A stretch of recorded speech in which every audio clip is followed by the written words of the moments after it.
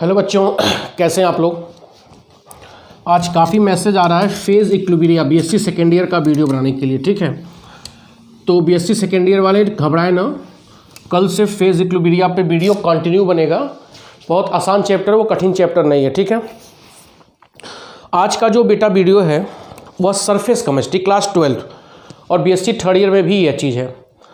तो aldehyde ketone और carboxylic acid तो चल ही रहा है और 70% ख़त्म भी हो चुका है वो, तो उसका भी वीडियो कंटिन्यू पैरेलल चलता रहेगा। और आज सरफेस केमिस्ट्री की बात होगी, यह भी जल्दी ही ख़त्म करना है क्योंकि एक इम्पॉर्टेंट टॉपिक है फॉर बोर्ड पर्पज़ से, बहुत इंपॉर्टेंट चैप्टर है ये। और रही बात फेज़ इक्विलिब्रियम की, तो वो भी चलेगा कल से। मेटल कार्बोनिल भी चल रहा है, तो सारे वीडियो एक एक दिन इंटरनेट पे बनते रहेंगे, आप निश्चिंत रहिएगा। ठीक है, तो आज हम बात करेंगे सरफेस केमिस्ट्री की। सरफेस केमिस्ट्री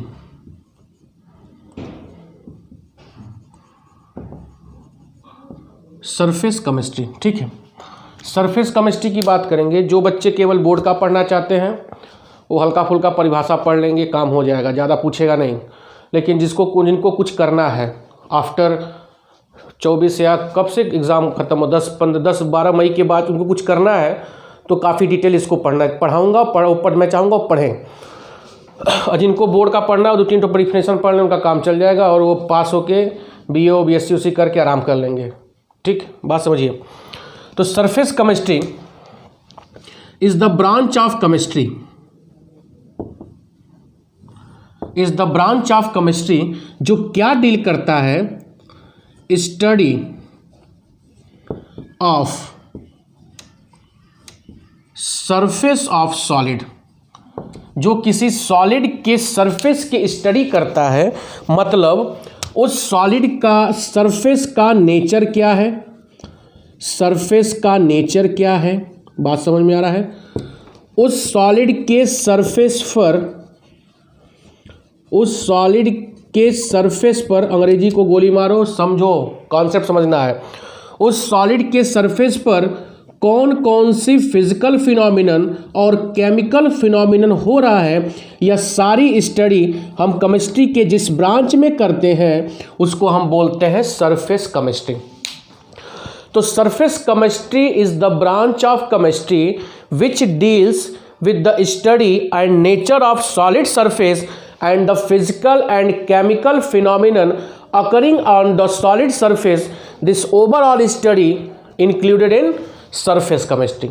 समझ में आ रहा है, किसी भी सॉलिड का क्या नेचर होगा, उस पर कौन कौन से फिजिकल और केमिकल फिनोमिनन हो रहा है, यह सारी स्टडी केमिस्ट्री के जिस ब्रांच में हम करते हैं बेटा, उसको हम बोलते हैं सरफेस केमिस्ट्री। क्लियर हो रहा है, बोलो। आओ, अब सरफेस केमिस्ट्री को बेटा हम 3 पार्ट में क्लासिफाई करेंगे। वीडियो थोड़ी लंबी बनेगी, कैसे हम देखिए, थोड़ा ध्यान दीजिए। सरफेस केमिस्ट्री को 3 पार्ट में हम क्लासिफाई करेंगे, ध्यान देना। पार्ट ए, पार्ट बी और पार्ट सी। ठीक है, पार्ट ए में होगा एडजॉर्प्शन, क्या होगा, पूरा एडजॉर्प्शन की स्टडी करेंगे, और एब्जॉर्प्शन क्या क्या इसमें होता है, कैसे क्या होता है, कौन कौन से आइसोथर्म है, all about study in part 1। ठीक है, पार्ट बी में कैटलिस्ट के बारे में पढ़ेंगे, हेट्रोजीनस, होमोजीनस, क्या इसका मैकेनिज्म है, सब कुछ। और पार्ट सी में हम लोग पढ़ेंगे कोलाइडल सॉल्यूशन। तो इस पूरे चैप्टर को हम 3 पार्ट में आपको क्लासिफाई करूंगा। पार्ट ए में कम से कम 3 वीडियो, इसमें भी 3 वीडियो, इसमें कम से कम 4 से 5 वीडियो। तो 5, 3, 8, 3, 11 से 12 वीडियो लगेगा, तब जाके यह चैप्टर समाप्त होगा। ठीक है, तो आज हम लोग पार्ट ए की स्टडी स्टार्ट करेंगे, जिसमें हम एडजॉर्प्शन ही ज़्यादा है, एब्जॉर्प्शन तो थोड़ा है, एडजॉर्प्शन की ही ज़्यादा बात करेंगे। बट मिटाइए,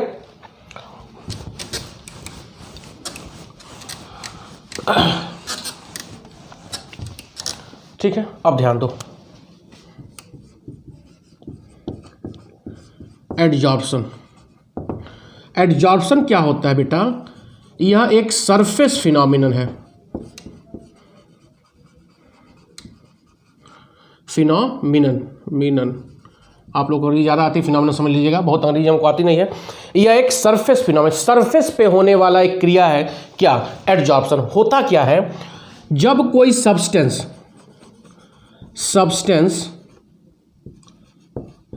एक्यूमुलेट, इकट्ठा होता है, accumulate on the surface of solid, on the surface of solid, this process is known as adsorption. जब किसी सॉलिड पर कोई सब्सटेंस आकर एक्यूमुलेट हो रहा है, इकट्ठा हो रहा है, इस क्रिया को हम क्या बोलते हैं? एडजॉर्प्शन। यह सॉलिड है, इसका यह सरफेस है, बहुत सारे गैसियस मॉलिक्यूल आकर इकट्ठा हो रहे होंगे, हम देख नहीं पा रहे हैं। मेरी बात समझ में आ रहा है? तो किसी भी सॉलिड के सरफेस पर कोई सब्सटेंस, वह सब्सटेंस लिक्विड भी हो सकता है, वह गैस भी हो सकता है, उसके सरफेस पर एक्यूमुलेट होता जाएगा, यही क्रिया क्या कहलाती है? एडजॉर्प्शन कहलाती है। क्लियर हो रहा है? फिर बात आती है एब्जॉर्प्शन की। एब्जॉर्प्शन क्या होता है? जैसे मान लो यह स्पंज है, स्पंज समझ में? Foam, sorry foam, not sponge. यह क्या हो गया? फोम। फोम को आप पानी में डालेंगे तो यह क्या होगा? पूरे पानी को अपने इंटायर अंदर क्या करेगा? एब्जॉर्ब कर लेगा, उसको एक्यूमुलेट अंदर अपने ला लेगा इंटायर, तो वह फूल जाएगा। मेरी बात समझ में आ रहा ना? एब्जॉर्प्शन में क्या होता है कि जो भी चीज़ इस पे एब्जॉर्ब हो रही है, एब्जॉर्प्शन में उसके अंदर चला जाता है। मेरी बात समझ में आ रहा है? अब ध्यान दो, एब्जॉर्प्शन अभी क्लियर, एब्जॉर्प्शन आप क्लास 9 से पढ़ते आ रहे हो। कोई चीज़ एब्जॉर्ब होना, सोख लेना, सोख लेता है, एब्जॉर्ब कर लेते, नहीं बोलते एब्जॉर्ब कर लेते हैं, ठीक है। एब्जॉर्प्शन में क्या होता है? एब्जॉर्प्शन में कोई चीज़ सोखा नहीं जाता है। जैसे मानो यह सॉलिड का सरफेस है, यह सॉलिड का सरफेस है। अब इस सॉलिड के सरफेस पर बहुत सारे सब्सटेंस या मॉलिक्यूल क्या हो रहे हैं? इसके ऊपर इकट्ठा होते जा रहे हैं, एक्यूमुलेट होते जा रहे हैं। इसी प्रोसेस को हम क्या बोलते हैं? एडजॉर्प्शन। क्या बोलते हैं? एडजॉर्प्शन। ठीक है, मेरी बात समझ में आ रहा है? इसको हम क्या बोलेंगे? एडजॉर्प्शन। तो adsorption is the surface phenomenon. अब देखो, इसको बोलेंगे एडजॉर्बेंट, और जो एक्यूमुलेट हो रहा है इसको बोलेंगे एडजॉर्बेट। तो सॉलिड के सरफेस को हम क्या बोलेंगे? एडजॉर्बेंट। सॉलिड के सरफेस हम क्या बोलेंगे? एडजॉर्बेंट। और उसके सरफेस पे जो मॉलिक्यूल या सब्सटेंस एक्यूमुलेट हो रहा है उसको क्या बोलेंगे? एडजॉर्बेट। बात समझ में आ रहा है? तो एडजॉर्प्शन में क्या होता है? एडजॉर्बेंट के सरफेस पर एडजॉर्बेट क्या होता है? इकट्ठा होता जाता है। इस प्रोसेस को हम क्या बोलते हैं? एडजॉर्प्शन। ठीक है। और एब्जॉर्प्शन क्या होगा? एडजॉर्बेंट के अंदर एडजॉर्बेट आ जाता है। समझो, क्लियर कर रहा हूं फिगर से।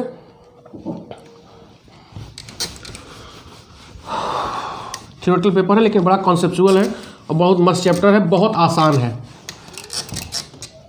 ठीक है। अब जैसे मान लो ये हो गया एडजॉर्बेंट। ठीक है। अब इसके सरफेस पर यह सब्सटेंस या मॉलिक्यूल क्या हो रहा है? एक्यूमुलेट हो रहा है। इसको क्या बोलेंगे? एडजॉर्बेट। क्या बोलेंगे? एडजॉर्बेट। तो यह पूरा ओवरऑल प्रोसेस क्या है? एडजॉर्प्शन। DSORPTI1 क्या बोलेंगे इसको? एडजॉर्प्शन। क्लियर हो रहा है?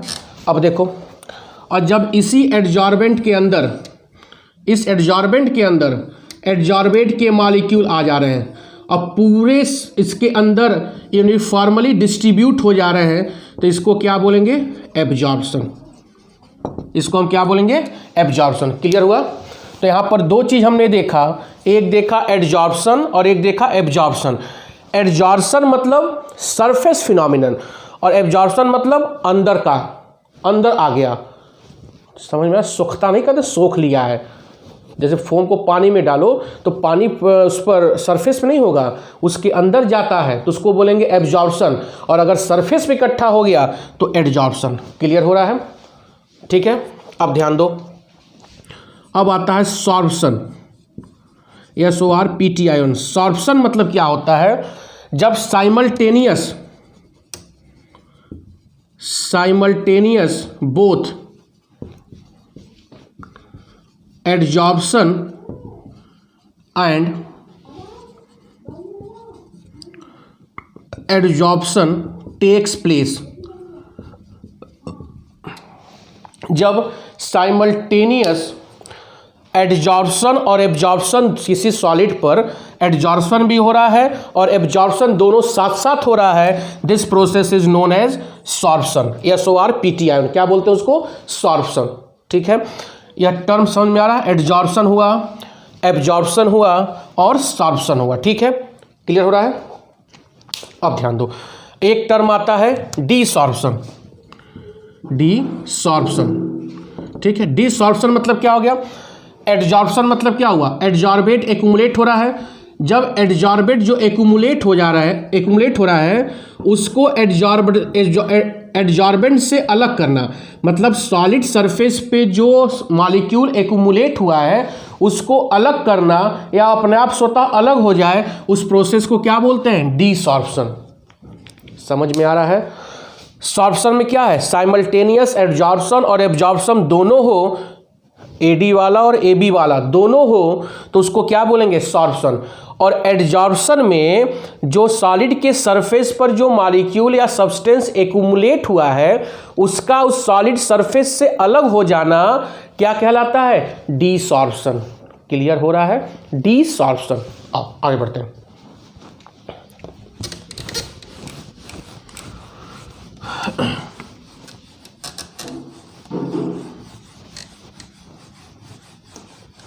कोई दिक्कत है क्या? अब आइए, सारी बात एडजॉर्प्शन पे ही होगी।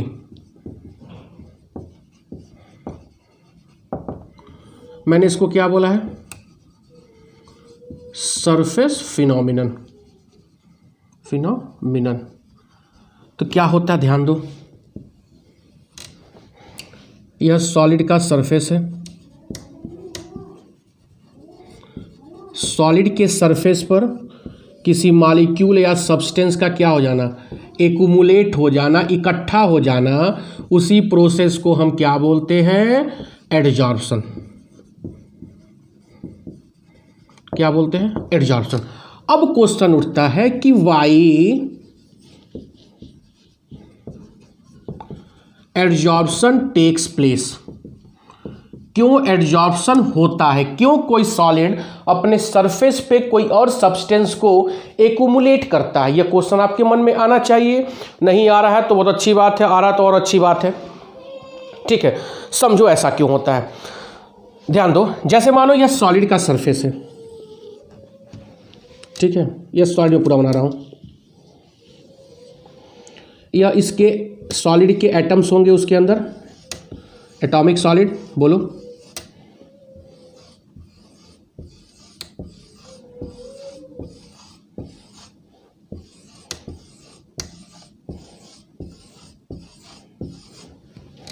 होगा ये।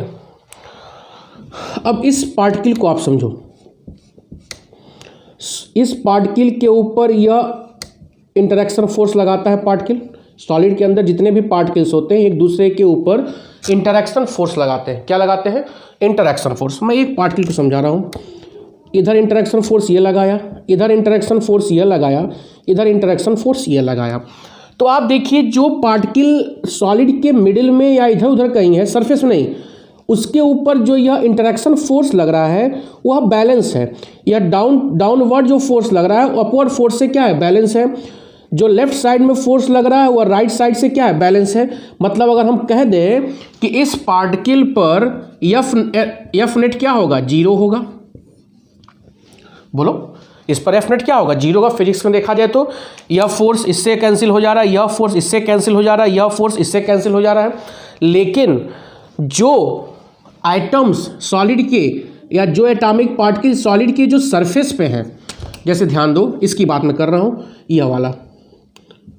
ठीक है, तो जो सरफेस पे है इसके यहाँ पर इंटरेक्शन फोर्स यहाँ पर यह लगा, यहाँ पर इंटरेक्शन इधर लगा, इधर इंटरेक्शन लगा, तो यह वाला फोर्स इससे एक दूसरे से बैलेंस हो जा रहा है। लेकिन जो यह डाउनवर्ड फोर्स लग रहा है, जो यह डाउनवर्ड फोर्स लग रहा है उसको बैलेंस करने के लिए अब ऊपर कोई पार्टिकल नहीं है। तो यहाँ पर एक सरफेस पे जितने भी पार्टिकल्स हैं उसका जो फोर्स है, इंटरेक्शन, वो अनबैलेंस है। देखो वह क्या है, अनबैलेंस है। तो इसी फोर्स को बैलेंस करने के लिए जितने यह गैसियस के मॉलिक्यूल इसके चारों तरफ क्या हो रहे हैं, इधर उधर घूम रहे हैं, कह रहे हैं बेटा मेरे पास आ जाओ, मुझसे चिपक जाओ। जैसे ही चिपकेंगे तो जो अनबैलेंस्ड फोर्स था वह क्या हो जाएगा, बैलेंस हो जाएगा। यही कारण है कोई सॉलिड अपने सरफेस पर मॉलिक्यूल या किसी सब्सटेंस को एब्जॉर्ब करता है, एक्यूमुलेट करता है। क्लियर हो रहा है? इसको बोलते हैं रिजिड्यूअल अनबैलेंस्ड फोर्स। ठीक है, तो इसी रेजिडुअल अनबैलेंस्ड फोर्स को बैलेंस करने के लिए कोई सॉलिड अपने चारों तरफ जितने भी गैसियस मॉलिक्यूल इधर उधर खूब मस्ती कर गए, इधर आओ चलो मेरे पास आ जाता है, उसके सरफेस पर क्या होगा, एक्यूमुलेट होता जाएगा। और यहाँ यह जो फोर्स था अब इससे क्या होगा, यहाँ पर इंटरेक्शन फोर्स लगेगा, अब यह दोनों क्या हो जाएगा, बैलेंस हो जाएगा। मतलब इस पे जो अनबैलेंस फोर्स था अब वो क्या हो गया, बैलेंस हो गया। यही कारण है कि कोई सरफेस अपने सॉलिड सरफेस अपने ऊपर क्या करता है, किसी भी सब्सटेंस या गैसियस मॉलिक्यूल को एड्जॉर्ब करता जाता है। यही कारण है कि एड्जॉर्प्शन एक सरफेस फिनोमिनन है। हैप्पी बर्थडे हो रहा है, समझ में आ रहा है? हाँ, कोई दिक्कत? अब ध्यान दो, आइए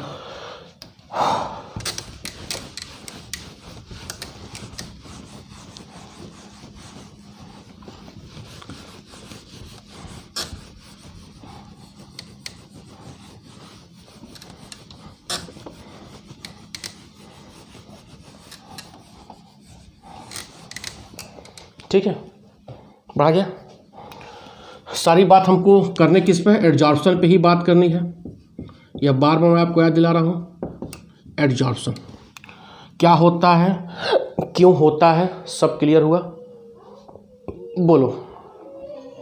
अब दो तीन टर्म, सॉर्प्शन हमने देखा, डिसॉर्प्शन देखा। अब थोड़ा और डिटेल हम लोग चलते हैं, इसके अंदर और घुसते हैं। ठीक है, बात किया जाए। अब ध्यान दो, इसको मिटा रहा हूं मैं क्योंकि थोड़ा सा ब्लैक बोर्ड थोड़ा सा साफ सुथरा चाहिए। यह हो जाएगा सॉलिड सरफेस, यह क्या हो गया, सॉलिड सरफेस हो गया। और यह सॉलिड के ऊपर वाले पार्टिकल, सरफेस के जो पार्टिकल हैं जिनके ऊपर फोर्स क्या था, अनबैलेंस्ड फोर्स था, जिसके ऊपर क्या था, अनबैलेंस्ड फोर्स। ठीक है, इसी फोर्स को बैलेंस करने के लिए अपने सरफेस पर वो क्या कर रहा है, एक्यूमुलेट कर रहा है। बात समझिएगा। अब इसके ऊपर यह मॉलिक्यूल इधर उधर खूब घूम रहे हैं, इधर उधर को क्या रैंडम मोशन कर रहे हैं। यहाँ पर यह क्या कर रहे हैं, रैंडम मोशन।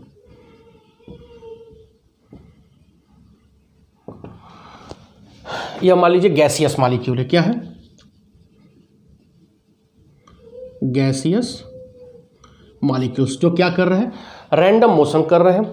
और सॉलिड यहाँ पर परेशान हो गया, इसके एटम कि अरे यार सरफेसवा जितने एटम हुआ है उसका फोर्सवा क्या है, अनबैलेंस है। अब लगा परेशान होने, अब लगा इसको लालच देने, बेटा आ जाओ, ठीक है आ जाते हैं। जैसे आते हैं तुरंत कहते आ गया, तुरंत मेरा फोर्स क्या हो गया, बैलेंस। थोड़ा दूर बना रहा हूँ, यहाँ पर भी आ गया, यहाँ पर भी क्या हो गया, फोर्स बैलेंस हो गया, यहाँ पर भी आ गया, फोर्स क्या हुआ, बैलेंस हो गया। बोलो, यही ना होता है। तो जो पार्टिकल रैंडम मोशन कर रहा था एड्जॉर्प्शन के पहले, ध्यान दीजिएगा, जो पार्टिकल रैंडम मोशन कर रहा था, एड्जॉर्ब नहीं हुआ था, रैंडम मोशन कर रहा था, इधर उधर खूब मर्रा रहे थे लोफरों की तरह। जैसे ही सॉलिड आया, कहे लोफर मेरे ऊपर आ जाओ, आ गया। तो ऊपर आने के बाद यहां पर रैंडमनेस क्या हो गया, डिक्रीज हो गया। रैंडमनेस क्या हो गया, डिक्रीज हो गया। तो जहां पर भी रैंडमनेस डिक्रीज होती है वहां पर एंट्रोपी क्या होती है, निगेटिव होती है बेटा। थर्मोडायनेमिक्स में रेंडमनेस जब भी कम होगा एंट्रोपी क्या होगी, निगेटिव होगी। और यहाँ पर एंट्रोपी रेंडमनेस ज़्यादा था, यहाँ पर एंट्रोपी क्या था, पॉजिटिव। यहाँ पर एंट्रोपी क्या था, पॉजिटिव था। और जब यहाँ पर रेंडमनेस घट गया तो एंट्रोपी क्या हो गई, घट गई। ठीक है, अब यहाँ ध्यान दो, एडजॉर्प्शन में जनरली हो क्या रहा है। देखो ये सब नीट और आईआईटी में पूछेगा। एडजॉर्प्शन में जनरली हो क्या रहा है, अट्रैक्शन हो रहा है। जनरली क्या हो रहा है, अट्रैक्शन हो रहा है। किसके किसके बीच में, एडजॉर्बेंट, ये क्या हो गया, एडजॉर्बेंट हो गया, और ये क्या हो गया, एडजॉर्बेट हो गया। तो एडजॉर्बेंट और एडजॉर्बेट के बीच में क्या हो रहा है, अट्रैक्शन हो रहा है।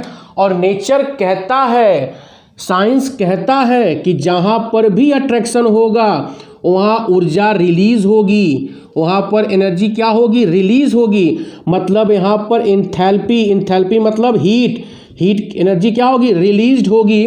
तो यहाँ पर delta H is equal to क्या होगा, निगेटिव होगा। और निगेटिव होने का मतलब adsorption is the exothermic process. Adsorption क्या है, एक्सोथर्मिक प्रोसेस होता है। क्यों, क्योंकि वहां एडजॉर्बेंट के सरफेस पर एडजॉर्बेट जब एक्यूमुलेट होगा तो इनके बीच में क्या होगा, अट्रैक्शन होगा। और इस अट्रैक्शन से ऊर्जा क्या होगी, बाहर निकलेगी। ऊर्जा क्या होगी, बाहर निकलेगी। तो जो ऊर्जा यह बाहर निकल रही है इसको बोलते हैं enthalpy of adsorption. Enthalpy of adsorption जो हमेशा क्या होता है, निगेटिव होता है। निगेटिव मतलब कहने का मतलब वह एक्सोथर्मिक होगा। बहुत इंपॉर्टेंट टॉपिक है, इसको हम क्या बोलेंगे, इंथैल्पी ऑफ एडजॉर्प्शन। क्या बोलेंगे, इंथैल्पी ऑफ एडजॉर्प्शन, जो हमेशा कंपटीशन में पूछ सकता है, जो हमेशा क्या होता है, एक्सोथर्मिक होता है। बेटा क्लियर हो रहा है, जो ऑलवेज एक्सोथर्मिक होगा। कोई दिक्कत यहां तक। एडजॉर्प्शन के पहले एंट्रोपी पॉजिटिव थी, एडजॉर्प्शन हो गया तो गैसियस मॉलिक्यूल का रेंडमनेस घट गया मतलब एंट्रोपी क्या हो गई, निगेटिव हो गई। और जब इनके बीच में अट्रैक्शन हो रहा है तो ऊर्जा भी क्या निकल रही है, निगेटिव हो रही है। तो इसका मतलब यहाँ पर अब हम उपयोग करेंगे delta G is equal to delta H minus T delta S गिव्स एनर्जी। थर्मोडायनेमिक्स की बात हमें आ रही है, थर्मोडायनेमिक्स की देखेंगे हम लोग एडजॉर्प्शन का प्रोसेस कि delta G is equal to delta H minus T delta S. Delta लग गया तो चेंज, पॉजिटिव से निगेटिव, तो चेंज क्या होगा, निगेटिव। समझो, अब एडजॉर्प्शन में यह value negative and change in entropy भी क्या है, निगेटिव। टेम्परेचर क्या होगा, पॉजिटिव। तो यह ओवरऑल पूरा यह जो टी डेल्टा एस क्या आ गया, निगेटिव आ गया।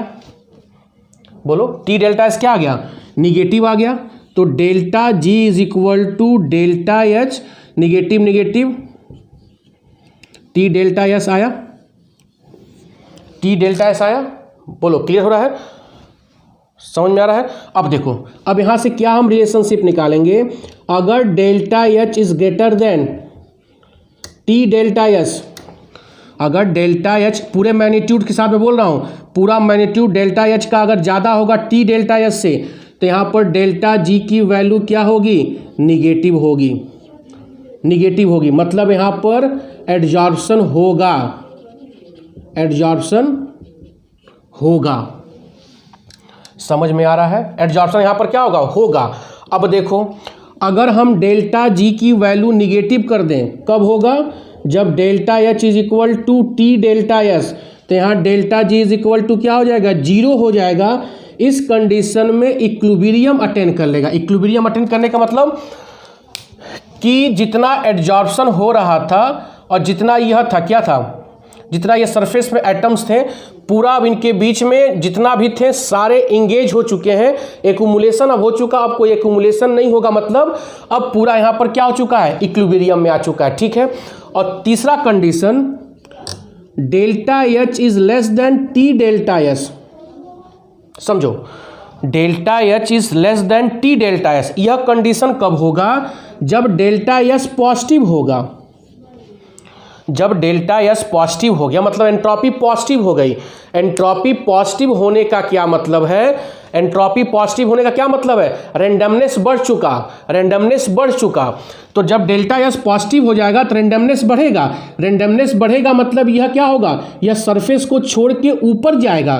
तो जब सरफेस को छोड़ के ऊपर जाएगा तो मतलब एडजॉर्प्शन की क्रिया अब खत्म होगी, यहां पर डीसॉर्प्शन हो जाएगा।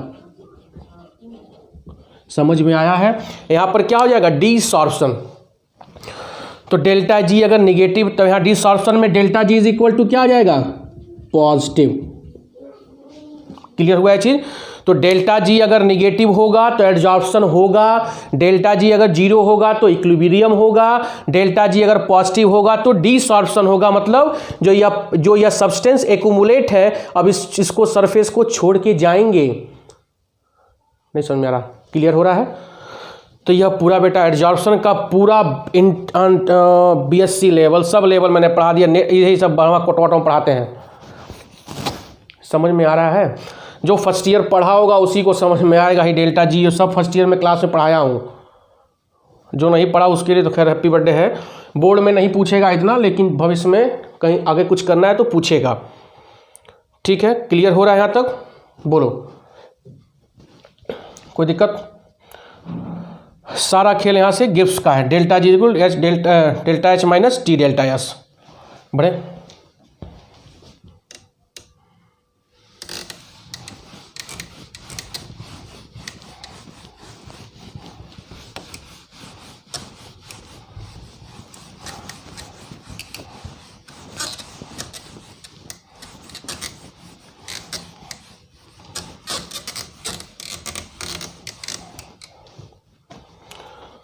अब देखो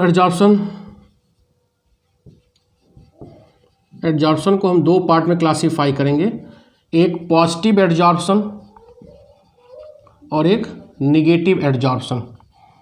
ठीक है, पॉजिटिव एडजॉर्प्शन में क्या होगा, सरफेस मान लो इतना है, सरफेस पे बहुत सारा एडजॉर्बेट, खूब ढेर सारा एडजॉर्बेट एक्यूमुलेट हो गया। सरफेस छोटा है लेकिन इसकी संख्या कंसंट्रेशन क्या हो गया, सब्सटेंस की ज़्यादा हो गया, तो उसको क्या बोलेंगे, पॉजिटिव एडजॉर्प्शन। और अगर सरफेस बड़ा है और यह जो मॉलिक्यूल एक्यूमुलेट हो रहा है उसका कंसंट्रेशन क्या है, कम है, तो उसको क्या बोलेंगे, निगेटिव एडजॉर्प्शन। क्लियर हो रहा है। तो सरफेस के आधार पर देखेंगे कि जितना सरफेस पे स्पेस है उससे ज़्यादा अगर एक्यूमुलेट हो रहा है तो पॉजिटिव एडजॉर्प्शन हो जाएगा, और सरफेस बड़ा है और मॉलिक्यूल कम एक्यूमुलेट हो रहा है तो वह निगेटिव एडजॉर्प्शन हो गया। ठीक है, तो आज हमने बात किया एडजॉर्प्शन और एब्जॉर्प्शन के बारे में। एडजॉर्प्शन मतलब डोर मतलब सरफेस पर, डोर मतलब क्या होगा, सरफेस पर। ठीक है, और एब्जॉर्प्शन मतलब अंदर। क्लियर हो रहा है। तो बेटा आज ये एब्जॉर्प्शन के बारे में हम काफ़ी डिटेल समझाया। अब नेक्स्ट वीडियो इसमें बनेगा फिजिकल एब्जॉर्प्शन और केमिकल एब्जॉर्प्शन, काफ़ी इंटर में पूछता है बोर्ड में। फिर आइसोथर्म हम लोग देखेंगे, बहुत अंदर तक जाने वाले हैं हम लोग इस चैप्टर में। बात समझ में आ रही है, तब जाके ये खत्म होगा। फिर कैटलिस्ट में 2 वीडियो और आपका कार्बोक्सिलिक एसिड साथ चलता रहेगा, निश्चिंत रहेगा। ठीक है, और फेज इक्विलिब्रियम का कल से वीडियो स्टार्ट है। ठीक है, देखने के लिए बहुत बहुत धन्यवाद। शेयर और सब्सक्राइब और लाइक करिए। Okay, thank you.